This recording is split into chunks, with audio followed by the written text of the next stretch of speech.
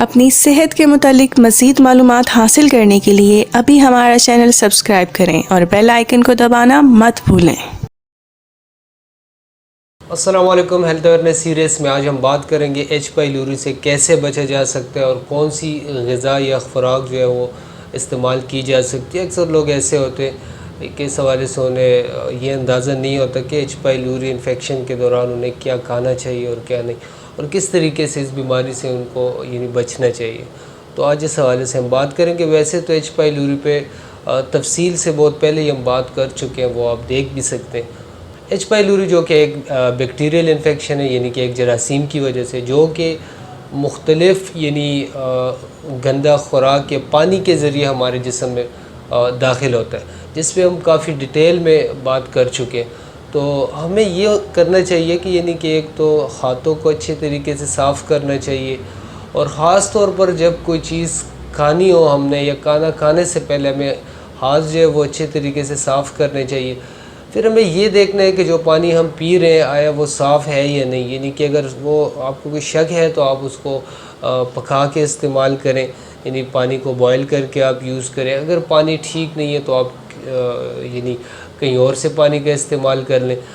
جس پانی میں آپ کھانا پکا رہے ہیں وہ بھی صاف ہونا چاہیے، یا پھر کچھ لوگوں کو یہ آئیڈیا بھی نہیں ہوتا، یعنی کہ برتن کو یا جس پلیٹ وغیرہ میں وہ کھانا کھا رہے ہوتے ہیں وہ گندے پانی سے دھو لیتے ہیں، یا باہر کہیں پہ اس طرح ہو جاتا ہے، تو اس کی وجہ سے یہ جو بیکٹیریا ہے یہ ہمارے جسم میں جو ہے یہ پہنچ جاتا ہے۔ اس کے علاوہ ہمارے کافی لوگ ایسے ہیں جو کہ بازاری کھانا کھاتے ہیں، یعنی بازار سے وہ کچھ بھی کھا لیتے ہیں۔ پھر ہوٹلز وغیرہ ایسے ہیں کہ وہاں پر کہ صفائی کا خیال نہیں رکھا جاتا، جس کی وجہ سے یہ جو بیکٹیریا یہ ہمارے جسم کے اندر پہنچ سکتا ہے۔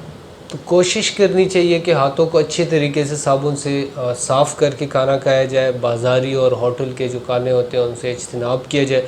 اور جب بھی آپ کو معدے کے مسائل شروع ہو، اکثر ہمارے لوگ یہ کرتے ہیں کہ وہ مختلف قسم کی ادویات کا استعمال شروع کر دیتے ہیں، معدے کے نام پر، گیس کے نام پر، ایسیڈیٹی کے نام پر، پین درد کے نام پر۔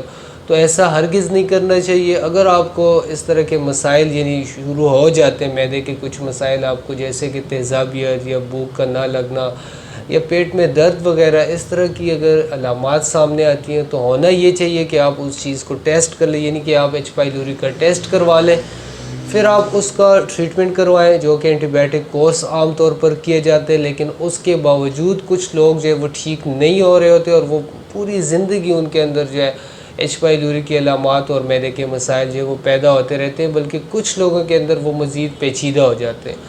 تو جیسے کہ ہم ہر بار اس چیز کو ڈسکس بھی کرتے ہیں کہ آپ کے پاس متبادل کے طور پر، سیکنڈ آپشن کے طور پر ہومیوپیتھک کی میڈیسن ہے، جس کے استعمال سے آپ ایچ پائیلوری کو بھی ختم کر سکتے ہیں، اور آپ کے جو معدے کے جتنے بھی مسائل ہیں، چاہے اسٹومک لائننگ جو ہے، یعنی معدے کی جو جیلی ہے اس کے اندر جو ہے انفیکشن پیدا ہو گیا ہے، زخم پیدا کر دیا ایچ پائیلوری نے، یہ جتنی بھی ایشوز ہیں، جتنے بھی مسائل ہیں، ایچ پائیلوری کو بہت اچھے طریقے سے ہومیوپیتھک میڈیسن سے دور کیا جا سکتا ہے، تو آپ وہ بھی کر سکتے ہیں۔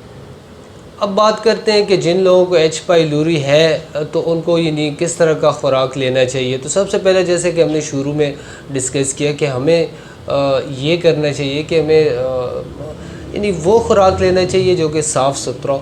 تو ہم مختلف تازہ پھل سبزی وغیرہ کا استعمال کر سکتے ہیں، اور سبزیوں کو اسپیشلی اس کو اچھے طریقے سے پکانا چاہیے، کیونکہ یہ نہیں ہونا چاہیے کہ کچا اس کو پکایا جائے۔ اور جو بھی آپ اس کے علاوہ بھی اگر آپ کوئی چیز کھا رہے ہیں، کوئی کھانے کی چیز آپ پکا رہے ہیں، اس کو اچھے طریقے سے پکانا چاہیے۔ پھر اس کو اگر آپ نے دھونا ہے تو صاف پانی سے دھونا چاہیے۔ اور اس کے علاوہ آپ نے جو ہے پروبیوٹکس جو ہے وہ بہت ہیلپ فل ہے ایچ پائیلوری انفیکشن کے اندر۔ پروبیوٹکس جو یہ گڈ بیکٹیریاز ہیں، اور جو قدرتی طور پر جو پروبیوٹک ہے، دہی جو ہے یہ ایک بہترین پروبیوٹک ہے۔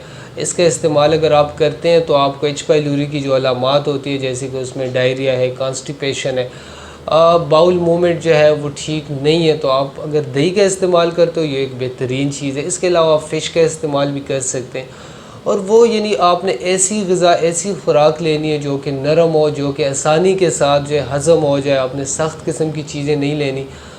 گوشت وغیرہ زیادہ استعمال نہیں کرنا چاہیے. ہاں آپ فش یعنی مچھلی وغیرہ کا استعمال کر سکتے ہیں. یعنی آپ نے یہ دیکھنا ہے کہ آپ نے وہ خوراک لینی ہے جو کہ اچھے طریقے سے بآسانی جو ہے معدہ ہضم کر سکے. آپ نے وہ چیزیں نہیں لینی جو بمشکل، جیسے کہ ہم بہت زیادہ گوشت کا استعمال کرتے ہیں، چکن کا کرتے ہیں، تیز مسالے دار قسم کی جو چیزیں ہم لیتے ہیں. اور آپ نے ان چیزوں کا استعمال نہیں کرنا جو کہ گیسٹرک جو جوسز ہے، گیسٹرک جو ایسڈ ہے، معدے کے اندر جو جوس پیدا ہوتا ہے اس کو تیز کرنے والی خوراک آپ نے نہیں لینی، جیسے کہ کافی ہے، چائے ہے، کولڈ ڈرنکس ہے.